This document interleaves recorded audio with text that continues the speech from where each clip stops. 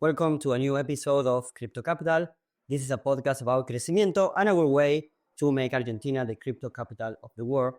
Argentina is a very unique country in it that it has both a bottom-up adoption, crazy talent, but also like a political and regulatory framework that is supportive to crypto, to innovation, and to technology in general. This is a very unique opportunity, and this is why Crecimiento exists. This is like the real reason to do Crecimiento, a movement with thousands of people to accelerate innovation, specifically crypto innovation, crypto startups, crypto builders, to support them in any way we can, so we can create a new generation of products solving problems for real people in real life. Now we're in the middle of Aleph de Verano, pop-up city, 2 weeks in December. We're gonna have many of these in the next year. And we have a very special guest. I don't think I need to introduce him too much. He's Vitalik, the founder of Ethereum, also a travel blogger. Is it right? Yes. Yes. So let's start with the very obvious and most important thing. Thank you very much, Vitalik. Thank you for coming here, for coming to the podcast, for coming to our country. It makes us very happy that you're here. And actually, that's like my first question. Like, what inspired you to come to Argentina? Why have you come to this country like many times already? What is the relationship with Argentina? So I came for the first time in 2021. And at the time, I was hearing a lot about how there's a huge amount of crypto adoption, a huge amount of also just people building really interesting projects. And I wanted to come see for myself what things are like. And, the first visit was really fascinating. I actually ended up using crypto like at least twice, like a large percentage of people, like even just on the streets, would have Binance accounts, right? And I remember at one point I was walking around the streets and this was on Christmas Day. And so like most of the stores were closed, but eventually I found one coffee shop that was open and the owner recognized me. And I asked, he showed me that he had a Binance account. And so I asked if myself and my friends could pay for our coffee with crypto. And he said yes. And so I ended up actually sending a transaction and paying that way, and like everything worked. And it was interesting to see like the high level of enthusiasm around crypto technology and using it, and also like to actually see what some of the limitations are, right? Like there was high crypto adoption, but not high blockchain adoption, right? And of course, it's obvious why, right? Binance to Binance transfers are free, they're instant, and for me, like this was before EIP 1559 was properly adopted, and so you'd have to wait like 5 minutes for a transaction. And actually, I first, I think, paid on Arbitrum, but then Arbitrum, like there was some like layer 2 bugs, and then I paid again on L1, and I think the owner ended up getting paid twice, but that's like fine. But there were a lot of things that were like imperfect with the actual blockchain parts, right? But that's, of course, exactly the thing that's become so much better over the last 3 years. And just seeing the enthusiasm around using it, also the enthusiasm around like actually building things was very impressive to me. Like it definitely felt to me like there was a lot of like desire and will here to like actually use crypto as the tool to build a lot of amazing and great things. That's very interesting. So it's not only the people using crypto and accepting crypto if you insist, it's also that they are happy to do it. They're enthusiastic about it. But you mentioned a few times that you were surprised that they were using Binance. Now you gave a very good explanation to why. Have you seen any changes this time? Like it's been like 3 or 4 years. You also came a few times in the middle between. What have you seen that is different from that first time that you came to Argentina? So I haven't tried paying with crypto this time yet, though I know there are multiple coffee shops that accept it, so I absolutely will. I think the biggest difference that I see in the country itself, obviously, the change in political situation, right? I think like one of my views is that the places where crypto just thrives the most naturally is places that have low state capacity but high people capacity.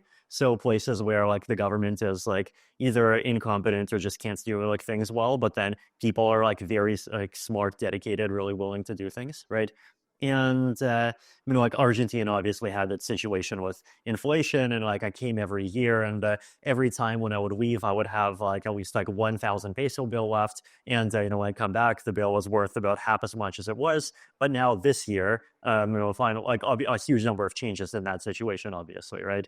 And we saw and like I think I tweeted this out a few days ago, right? The chart of the USD to ARS, the informal rate, and how this is the first year where, like, over the period of 1 year, it actually did not go down at all, which is just super impressive, right? You just go from this country that's approaching hyperinflation to just like basically flat. Though, I mean, inflation is obviously still happening, right? But I'm sure, like from what I understand, that's slowing down, and so I'm sure the prices will be much more stable next year. But it's interesting to see like transition from it being a country that's kind of on the verge of getting into a hyperinflation disaster into like now one where the government is like on the ball about trying to solve that problem, and also like actually willing to really engage with and help and support the crypto community. Like that's that's pretty unique. Like basically, like going from an environment where basically people are using crypto to get around the problems of the fiat currency, which are basically problems of the government, to a situation where the government is like actually interested in like being supportive of this whole space and integrating and using it. And Buenos Aires even has like the ZK digital ID now. Like it's a really fascinating experiment, and like I just wants to see what comes out of it. Okay, so there's many interesting things that you said that we could like dive deeper into. I remember the phrase that high people capacity, low state capacity. That you mentioned that like the first time. I really remember that phrase.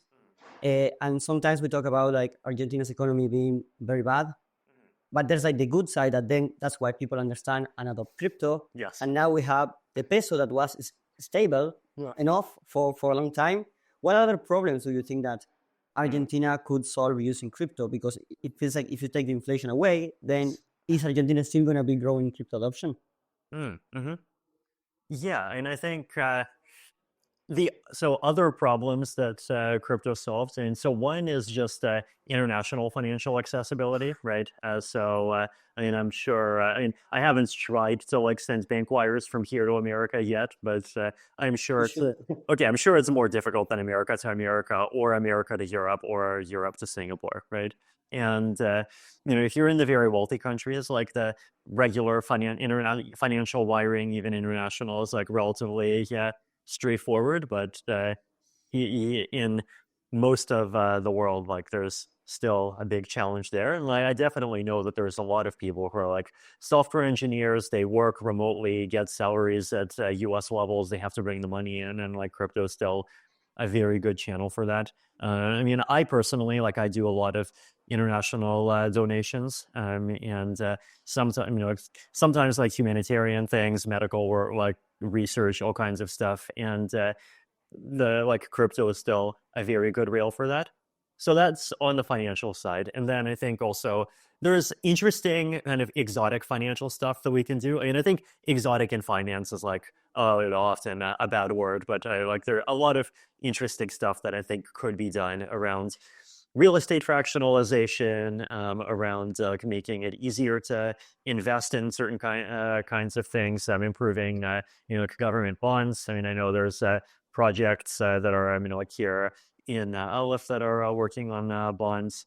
So like a lot of things that are valuable there. Beyond finance, I think the biggest applications outside of finance probably have to do with identity, right? And identity is like a very big space, and it's a very important space, right? But the core of the problem is like basically, how do you establish, like especially like online, that you are someone that they can trust, that you are someone who is part of some community, that you are someone that like some other person or some application should take seriously. And like it can mean a lot of different things, right? I think generally when we talk about the word identity, like people tends to mean like KYC, and like I definitely don't believe in like KYC in the world, right? don't know if we saw, but the thing with KYC systems are, I mean, even if you put aside the entire argument of like, what if your government can't be trusted, which is like a very important government, like lots of governments around the world can't be trusted. But even if you put that aside, right, what happens is that data that gets collected by one country just gets hacked and it gets available to every other country, right? Like last year, I think like a huge number of records of driver's licenses in the US got hacked. This year, I think it was that data that was being wiretapped, like collected by the NSA, got hacked by like apparently by China. And so, great job NSA keeping Americans safe. So it's like I definitely don't like I don't want to like KYC the world and like add surveillance everywhere, right? But the really amazing thing that ZK lets you do is it lets you prove things about yourself and prove that you're not a bot, prove that there's like something about you that is a reason why people should trust you. If you're applying for a loan, that you're someone who's trustworthy to pay it back. If you're applying for a job, that you have some history. If you're applying for a discount, that you like satisfy the conditions of the discount. And actually, we did that in DEF CON, right? We did the discount for like people with passports for some countries. And with ZK, you can prove those things without actually revealing private information, right? And that's like an amazing unlock, right? Because I think for the last 20 years, the way that like a lot of people have been thinking about the internet is like either you're trusted, which means that KYC, like a bunch of people have your legal identity in your passport, or you're anonymous and the internet brings freedom because nobody knows you're a dog. But then at the same time, it's like, why would people trust you, right? And with AI, that accelerates a lot, right? Because with AI, like basically if you're just like you don't really have a way to prove that you're human just by saying things, because like AI can say things too. So figuring out that identity problem, I think like ZK is part of it, like blockchains and like putting data and putting records of data on chain is a big part of it. I think there's a lot of value that you can do there. Again, yeah, I think like a couple of experiments to make that concrete, right? Or like we've seen a couple of these experiments that are basically using zero knowledge proofs to prove that you're a member of some community, right? So ZooPass was probably the first example of this, right? And it was used for a forum, it was used for polls, for voting, all kinds of things. And more recently, there's a non-cast, right? Where if you have like I mean, they keep changing the number, but some number of Anon tokens, then you can make a zero knowledge proof that you own them, and then you can post. And the idea is like this is like you have the ability to speak freely, but because it's not attached to your name, but at the same time, like not like literally everyone can just go and put arbitrary messages there. And so like people have some reason to actually want to listen to it. So I think there's interesting and challenging things there. And I mean, bringing this back to like Argentina, and I think a lot of other countries in a similar position, right? Like by one of the problems is like by default you don't get trusted as much, right? And like often not even by humans, like sometimes it's just by bots, right? Like a lot of the time, it's like the further I travel from the US and Europe, the more like you have to fill in captchas, right? The more even like some services are not available, the more you get all kinds of friction trying to interact with the internet, right? And like I think better ways of proving that you're trustworthy can really actually help bring those barriers down by a lot. Okay. So a lot of things. Let me see if I got it right. We started by diving into the financial applications, like the stablecoins is the most well known. Yeah. And then you have things like transferring money across borders or bringing money in and out from Argentina. Then you have the exotic finance use cases, which exotic sometimes sounds like derivatives and very complex things, but also could be like microcredits on some other stuff. And then like diving into specifically ZK and identity, and that's like a whole array of different possibilities, specifically like proving you're a person, proving you have like a say in this because you did some sort of proof of work, but without having to reveal everything. Do you think we're ready for that? Do you think the technology is ready to kind of mix those things and start actually experimenting with massive adoption of those technologies? I think we're getting there. I think, I mean, if you look at like even a non-cast, right, one of the interesting things about it is that it's an application. It's using zero knowledge proofs to do these things, and it's also just seeing a lot of organic success. Like people, like it's fun. People are participating. People enjoy participating, and so it feels like it's at that level where you actually can adopt and use it, which is super cool. So now I think the next stage is like we want to test a lot of ideas out in these enthusiast communities, and then like find ways to scale them up to bigger parts of the world. Sounds like this like Hmm. smaller communities act as some sort of sandbox where you can test these ideas, get people very excited, and then scale it up. Do you think it would make sense to think Argentina as a sandbox to do kind of things that would be very hard to do in other places? Yeah, I think absolutely. I mean, there's a question of like all of Argentina as a sandbox versus sandboxes inside of Argentina. I think sometimes one works, sometimes the other works. But generally, yeah. So what makes for a good sandbox, right? I think one is if you have the builders, so you have people that are actually able to build interesting things. Two is if you have users, and especially like technically skilled and enthusiastic users, and also a scenario like some kind of reason why the downsides are like mitigated, right? So like if you think about exotic derivatives, right? One of the downsides is like if you just expose it to everyone, then like a lot of people might not understand what's going on. A lot of people will just like gamble all of their money away. Like there's risks from different directions, right? But if you have a community of people that have been like experienced in these things for a long time, that know what they're dealing with, and like that also reduces the risk a lot, right?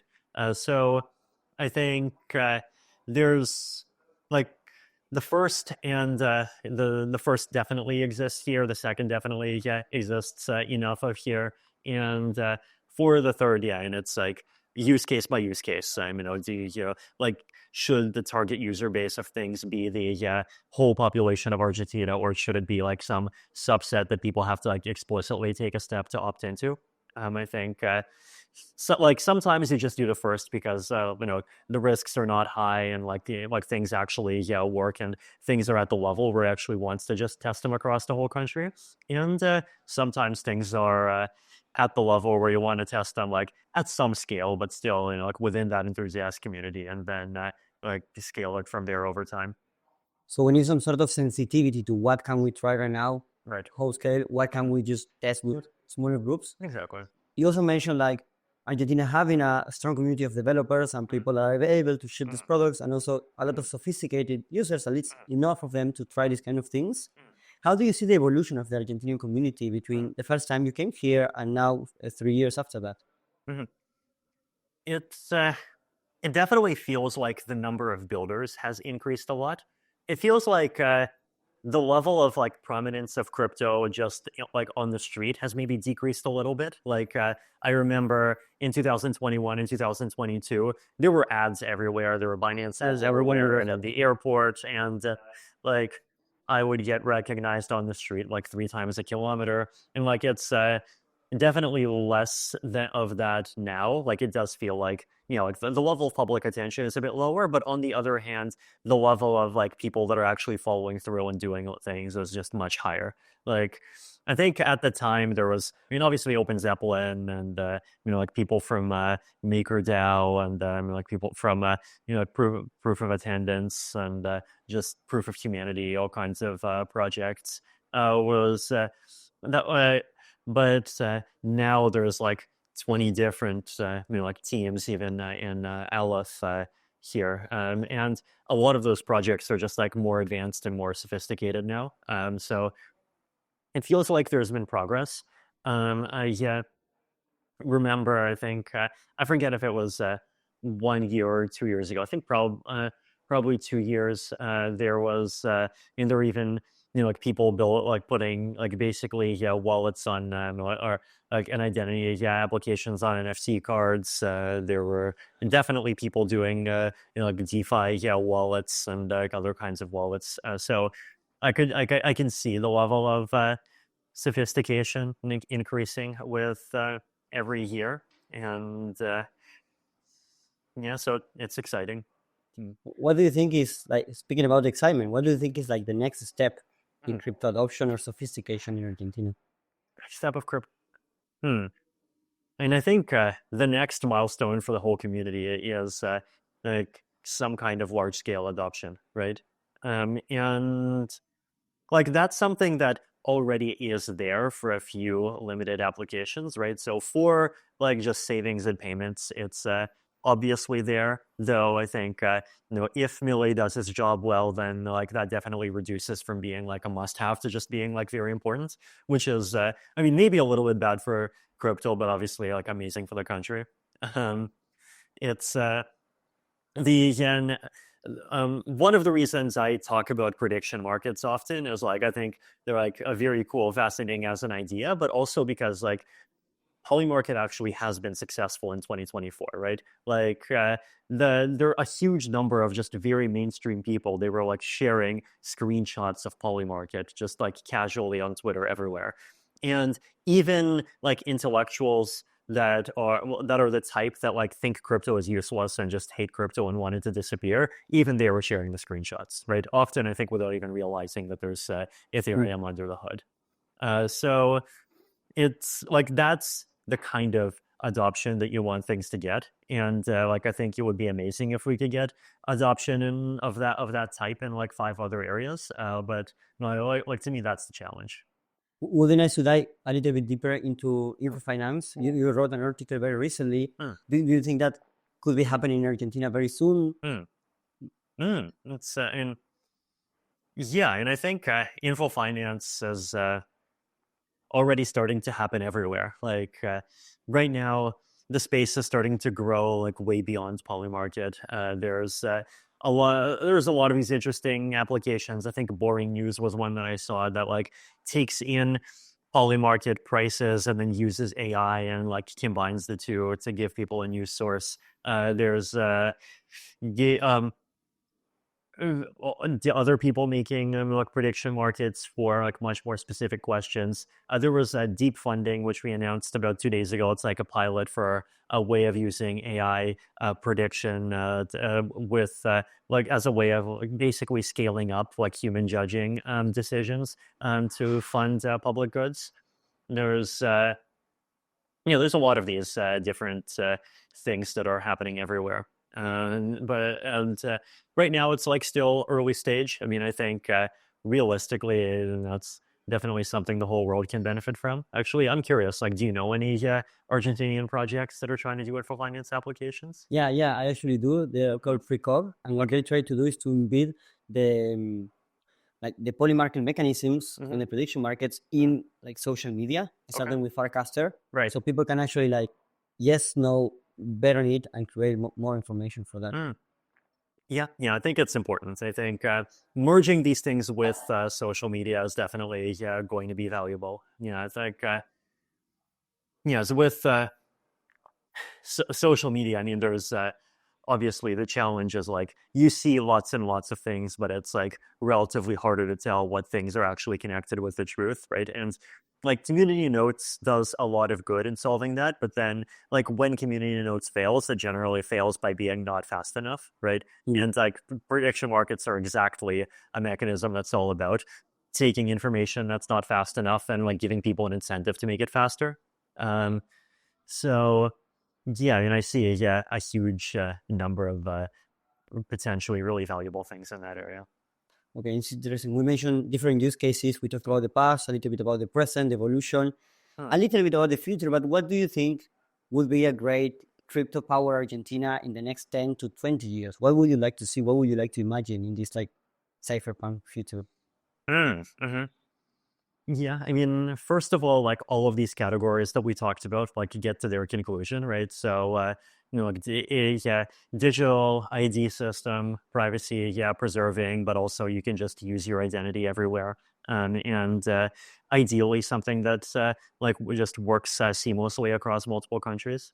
Um, like this is actually one other trust problem that I'm passionate about like trying to solve is like immigration and visas, right? Because there's a huge number of people that are like stuck in countries that are like very unfavorable passport wise, and a lot of those people just really want more opportunities, and like just having more ways of identifying, I don't know, like which people are more trustworthy based on history or maybe based on a prediction market approach, based on like all kinds of things like that can I think do a lot of good.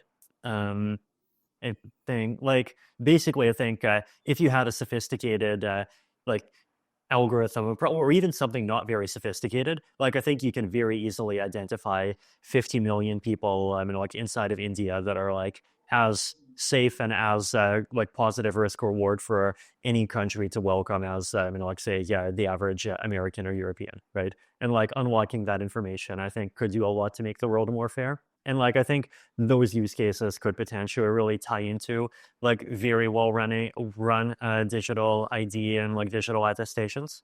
Um, then for payments, just like everything integrated, including consumer and merchants, including public transit, including international, like everything should just be part of one system.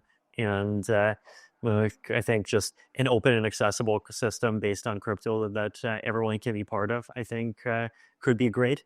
Then if I think if this happens, it's not even going to be just an Argentina thing. I think it'll be everywhere. But if like info finance applications can actually be the next, like the big third way in which people get information on top of traditional media and social media, like I think that could solve a lot of problems that we have right now.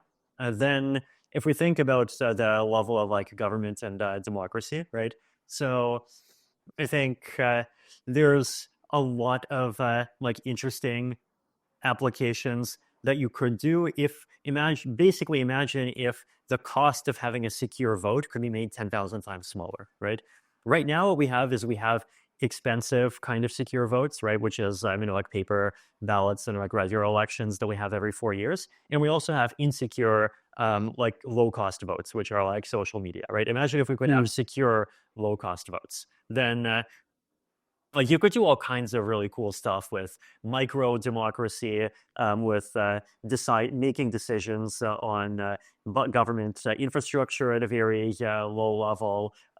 Or another one is like a lot of people are like concerned about like quality of architecture and like quality of public of buildings, and can you provide just very clean and like very just automatic market incentives for that to happen that are based off of like people's opinions and feedback, but in a way that's just like very dynamic and that just like feels like you're buying things off of a market instead of like feeling like a long like 2-year permit process.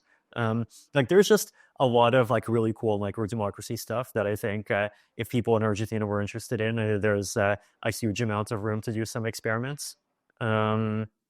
Then again, what even other areas do we get to? I feel like we talked about like money, I talked about media, talked about governance. Again, in terms of like investment assets, right?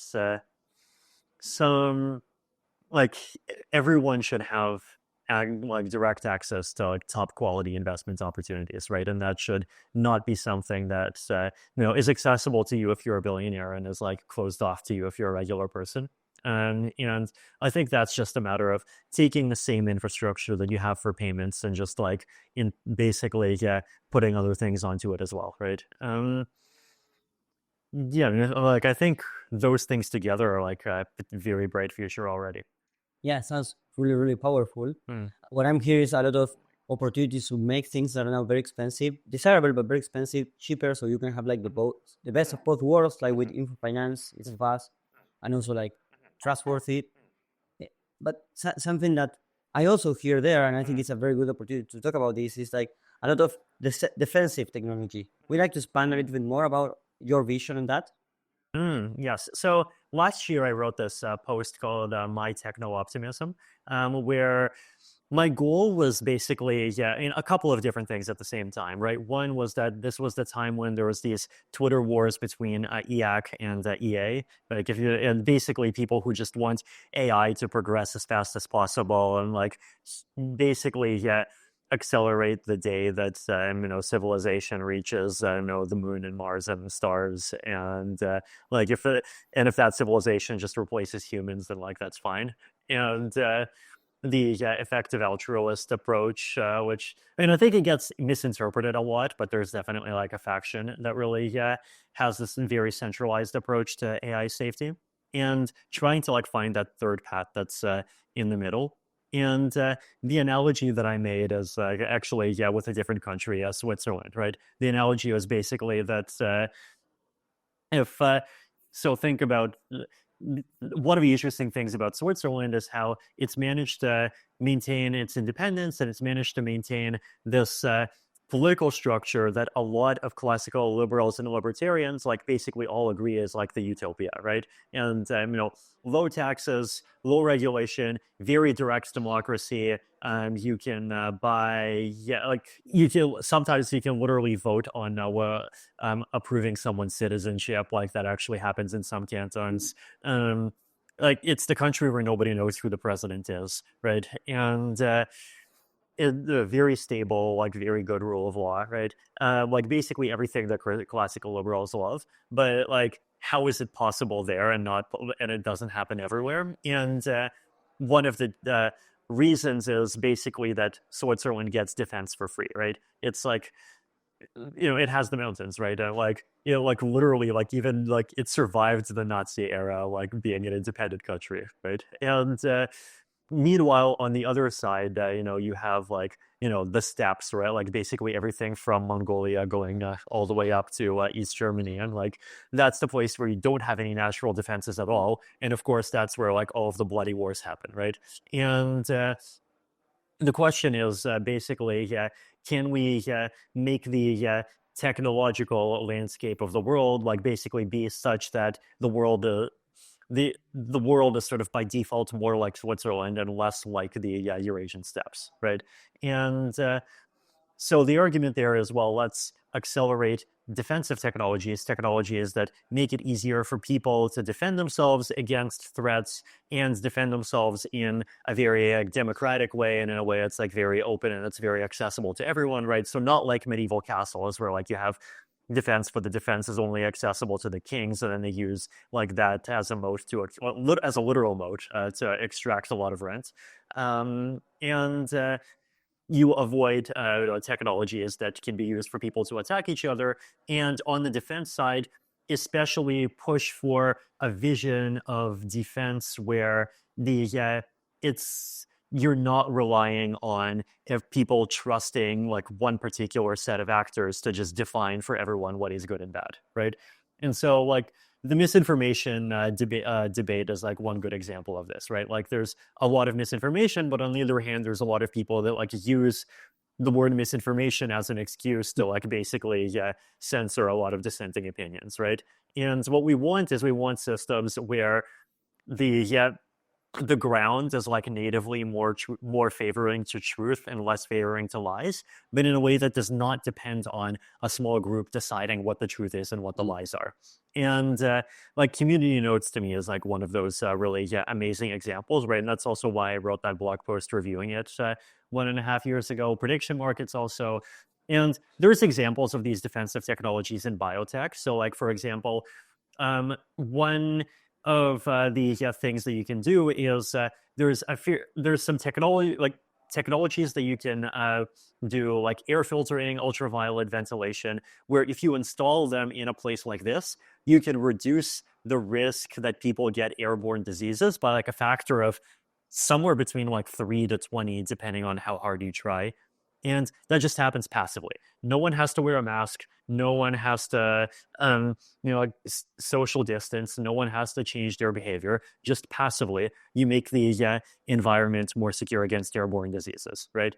And if the world can adopt this, then like basically we can be much more resistant against not even just natural pandemics, and like kind of, I guess, artificial but unintentionally artificial pandemics, which it now looks like COVID might have been, but also like, the really bad ones that might happen.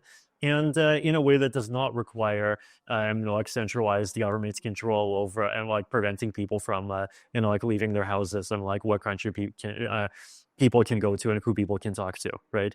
And like crypto is also another one of those good examples, right? Because crypto is all about keeping people's funds safe without relying on a central actor that needs to be trusted. And so basically, if we can find technologies that have that kind of spirit and advance our technologies in those kinds of directions, then we can get a future that is safe and that is like open and free, and a future that is like much more democratic, and that like agency and the ability to do things is very widely distributed, and it's not gate kept by a small number of people. That's super exciting, and it's the perfect segue for the next question. Let's say you have a magic pill that gets you back to 20 years old. We can discuss if you will take it or not. That's a different question, but let's say you do take it. Ethereum already exists and it's perfect. You don't have to do anything. What would you be very excited to build? Like, what would you do if you were 20 years old entrepreneur in this world? Like in 2024. Yeah. Okay. That's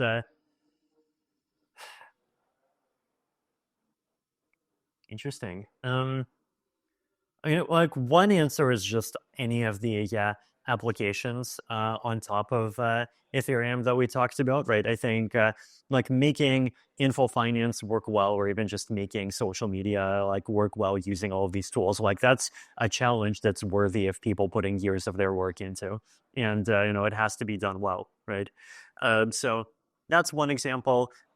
Experimenting with like governance, I think, is another one of those things, right? So that's like obviously, governance of like blockchains and protocols is important. Funding public goods is important, but and a lot of people are excited about building new cities, right? And there's the Zuzulu community. Yeah, there is.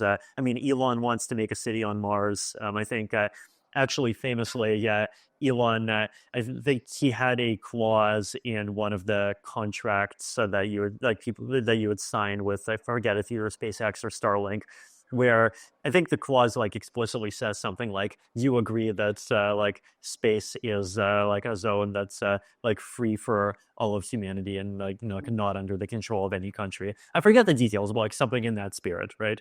And like there's this question of like, okay, he wants to build cities on Mars, but then how do you actually govern them, right?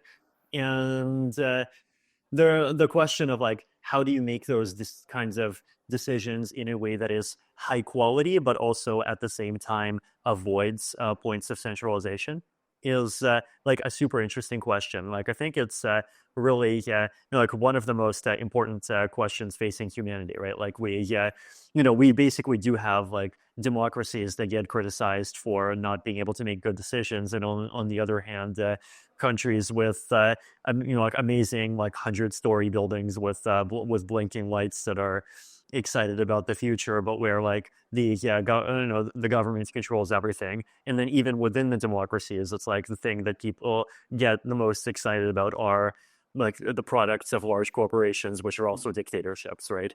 And figuring out how to step beyond that and have something that is both like democratic and high performing, like it's a super important problem. I mean, like this is also one of those reasons why I get like did the deep funding idea that we announced a few days ago, right? Which is basically that the idea of deep funding is you have there's two ideas, right? One is that instead of framing public goods funding in sort of the usual, like very abstract, sort of very one-dimensional way, where you just basically you're asking the question, like, what is the total value of this whole thing to Ethereum or to humanity? And like those questions are basically impossible for like regular people to answer, right? There's a famous study where you ask people, how many dollars would you be willing to pay to save like N birds, like some specific number of birds? And people answered $80 for 2,000 birds, 20,000 birds, and 200,000 birds. Like it's very hard for people to like say like actually how much do they value saving birds to the point where their answers differ by like a factor of 100, right? And so if you want like rationality, I think you want to ask people more local questions like what percent of the credit for like one particular software project goes to a particular library? What percent of or for Ethereum, like is Ketchak more valuable, or is elliptic curve cryptography more valuable, right?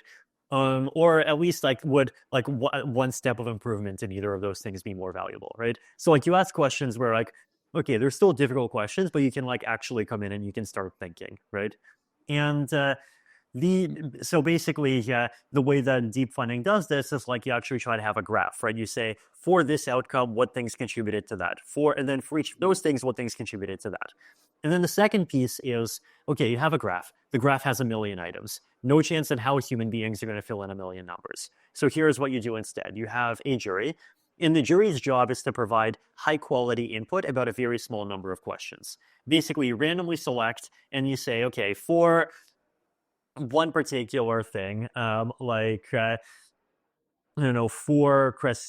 Aleph in Crecimiento, like compare the contribution of like say this building as a physical space, like versus the contribution of like some particular set of ideas, right? Or compare or or potentially like one like partner versus another partner, right? And like those are questions you can actually like start answering, and then you randomly select, and then the jury like tries to come up with the answers, and then you have AIs that give basically like it's an open market, anyone can use the AIs and anyone can fill in all the numbers. But then the score of your numbers depends on how closely those numbers match the human jury results on those questions where the human jury gives an opinion, right? And so the idea is like the human jury gives like a higher quality information on a very small random selection of questions, and then that information is used mainly to decide what combinations of the models is actually the most trustworthy, and then that's what you apply to everything else. So I think the goal here is right that we want to try to fund like public goods using a mechanism that is like as open and as dynamic and is as like low bureaucracy as a market, but at the same time like actually be able to fund things that like markets by themselves are not able to provide, right? And I think like things like that are exactly the kind of stuff that could really help push both like this space and a lot of other spaces to the next level. And so that's the challenge, right? And I think like these are all things that are amazing to work on. Actually, deep funding is open for like anyone listening to work on, right? There's a Telegram group, and so there's a lot of active discussion, and then you can also participate on the AI side. Like it's literally like a programming competition, right? It's like in high school, I remember participating in this one programming competition where basically you had to write the code for some bots, and then the bots would like be put into a virtual arena and fight each other. And it was like really fun, right? But it's like exactly the same thing. It's like a programming competition. You write your code, you submit it, and then you see like how good your model outputs are. Like actually, like comparing against the final results, and then that also gets used to like decide what kinds of valuable projects need to get funded. It reminds me of these Hmm. like robot competitions that they do in the US, and they make like this big TV show around, only that you're using it to fund public goods with AI bots. And you mentioned several times this is very challenging and very exciting. What advice would you give to the people that are like, oh, I like that idea, I'm gonna build on that direction? What would you tell them? Like, Hmm. Yeah, I think, I mean, first of all, like building is the best way to learn, right? So if you're going to build realistically, your first project, you're going to have a very hard time, like actually reaching people and getting a lot of users. But at the same time, like the process will teach you a lot. And that by itself is good, right? Like I learned programming by making video games for myself to play. I never figured out how I was supposed to actually get those games in front of other people to play. Like I never succeeded at that, but still, like, I made the games, I played them. I made more games, I played them, and like that's basically how I got my programming skill up, right? And so I think that part of like education is always important. And then from there, I think like what you want to do is like you want to find those that intersection of like something that you can actually do together with like something that like there is actually space for and that would like really benefit a lot of people, either benefiting users directly or benefiting other projects, right? Both of those are important. And I think either build something or like join an existing project that's doing something that you think is interesting and like just go and participate. You mentioned that at the beginning you were building your games and you will play them yourselves, but now we have Ethereum and that's used by millions of people, and it's a movement with a lot of participants with different views, and that is in many ways similar to what we're trying to build like Crecimiento. We want a lot of people to do different things that are going to support builders because the way to like benefit from these unique Argentine opportunities, having like thousands of people following their own dreams and building the things they really care about.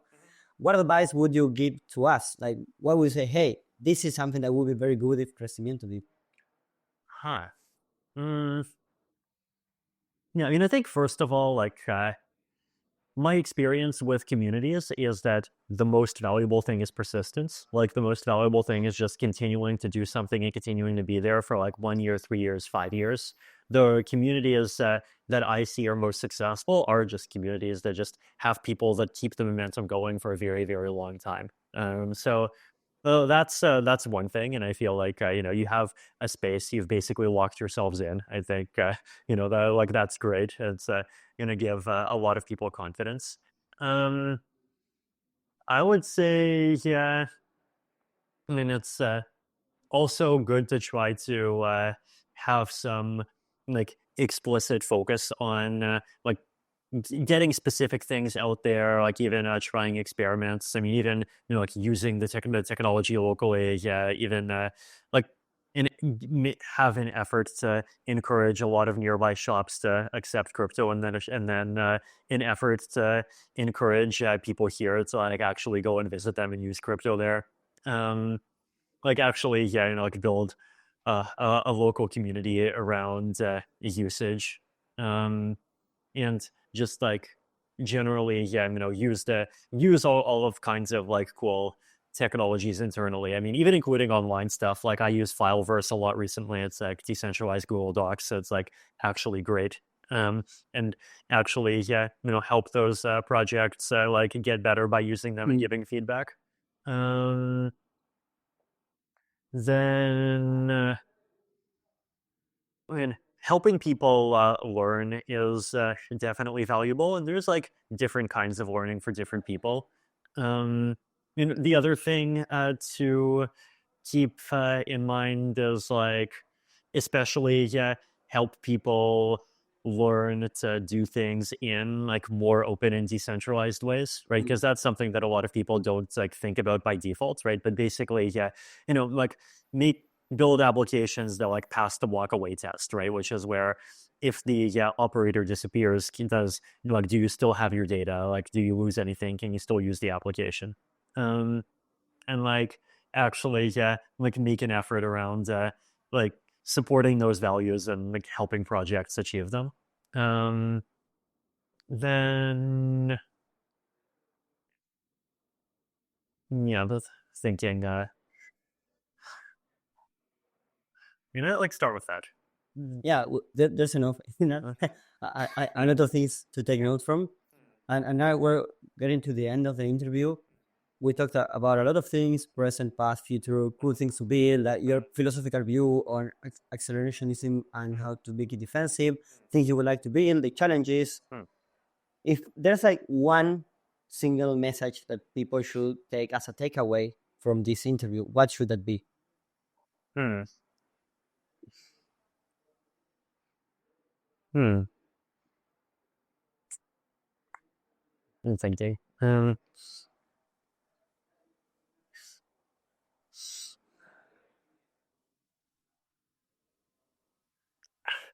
I think I think the important thing to keep in mind now is like it's time to build, and it's time to build the right thing. So what I mean by that is like we have to like technologies that are ready for people to actually go and do things that did not exist 2 years ago, right? 2 years ago, fees were too high, transactions take 5 minutes to confirm, it doesn't work. Now those problems are all solved, right? But at the same time, like you want to build things where like you need to be they need to be viable in three ways, right? One is like as a user, you feel like you would want to use it. Two is you like as a user, you would want to be willing to pay for it. So like viable business model. And three is if you were not a developer or user, you would be excited about it existing, right? So like all three of those sides, right? And I think it's very easy to get 1 out of 3 or 2 out of 3, but it's like hard to get 3 out of 3. Um, but I think there's definitely applications more and more that are really starting to get there, and other like generally, just build, learn, help each other, work together, and I think we can build a great ecosystem. Awesome. Awesome. Thank you very much, Vitalik. It was a real pleasure to talk to you to explore all of these ideas about the future of crypto, of Argentina, and how to make it better and build the right things. I hope to see you around pretty soon. Yes, I hope to see you too. Thank you.